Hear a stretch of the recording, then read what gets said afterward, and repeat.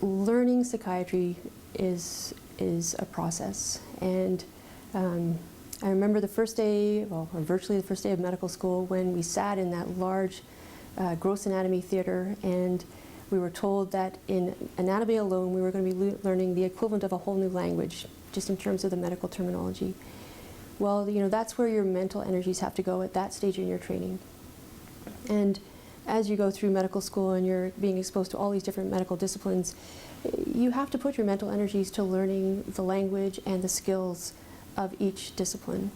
And then as we move into residency, we're focusing that on one area of psychiatry, and that allows us to hone skills more deeply and also to bring back, I think,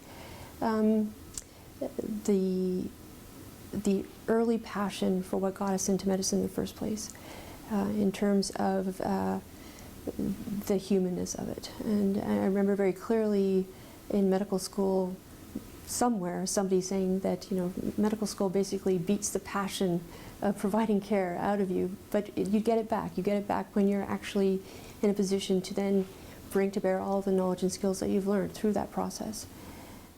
The advice I give the residents who I work with in the emergency department is to speak in a non-judgmental way. Assume that everybody has a substance use disorder or concurrent disorder, that it's the norm.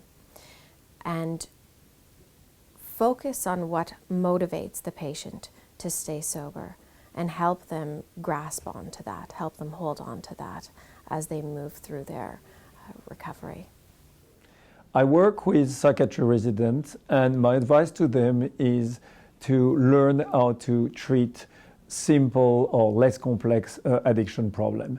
And in our field of geriatric psychiatry, that would be alcoholism, addiction to sleeping pills, and addiction to pain pill. I think a geriatric psychiatrist will treat older patients with depression, with bipolar disorder, with schizophrenia, with dementia and other cognitive problems, need to be able to support an older patient who has a drinking problem and need to decrease their drinking or to become sober.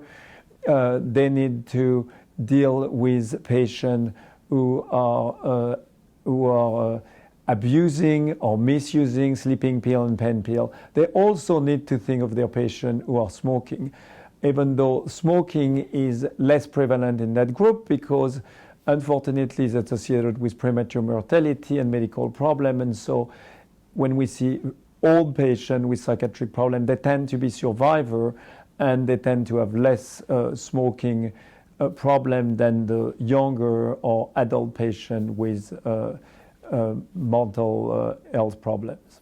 One of the first things I make sure every learner understands is that mental illness and addictions are not moral weaknesses.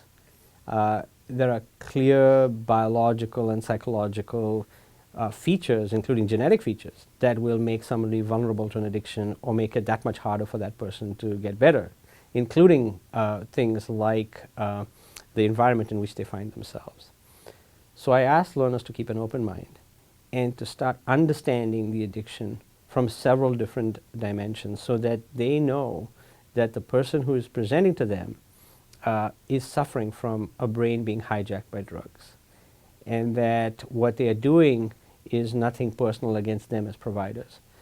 So if they seek to understand, they seek to help them, then they need to know how to motivate, and to learn that skill in motivating is critical, because what you're trying to do is to tap into what is healthy with that person while things are seeming chaotic, to engage them in care, and then once that engagement has occurred, then recovery is possible. You know, you're not going to get away from this. You're going to see it no matter what kind of practice you have. In fact, you know, so if you're at a place like CAMH, inpatient, outpatient, which tends to have more complex people, you're just going to have to expect it. But even if you're in the community, you know, the norm should be, you know, you should be prepared to see it, you will see it, and you need to know at least how to identify it and how to refer it out. But the more you can do yourself to address it, and you know, I think this is where, you know, we'll get a lot of mileage if we can get some competencies around pharmacotherapies to our physicians, our psychiatrists here at CAMH, and in our training programs make this, sort of a virtual requirement of their experiences. I think we'll do very well. So let me tell you of some of the advice that I would give residents with respect to how they can see addictive disorders. In psychiatry, we have many problems with patients who relapse because they stop medications. And routinely in the emergency department, patients will return because their psychotic symptoms or depressive symptoms have recurred because of medication noncompliance. And in psychiatry, we accept this as part of a normal process, that these things happen in psychiatry. We have to keep on working on patient motivation, on psychoeducation about their illness, and to help patients accept their illness and move forward. So why don't we do the same thing with addictions? Why is it when someone comes back and they've been abusing a substance, somehow it's not the illness anymore? It's the patient who's done something wrong and abused a substance. So I think we need to apply the same thinking to addictions as to other mental disorders. The other thing, think of the area of cancer. Would we ever blame a cancer patient for a recurrence of their cancer? It's unthinkable. So why do we keep doing this in addictions, that there's somehow something wrong with the person if they keep abusing their substance? This is part of the illness, and that's what we need to work with our residents on, in helping them understand and accept this is part of the treatment that we have to do.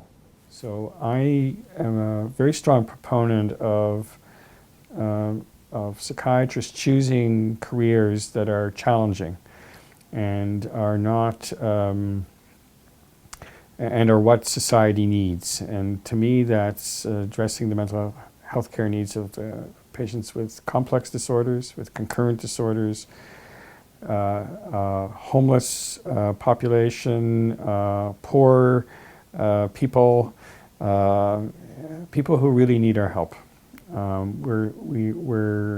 We spend a lot of money, government does too, to train folks, and it should be psychiatrists who take on the most complicated patients, and other mental health workers can do the more straightforward or routine kinds of mental health care.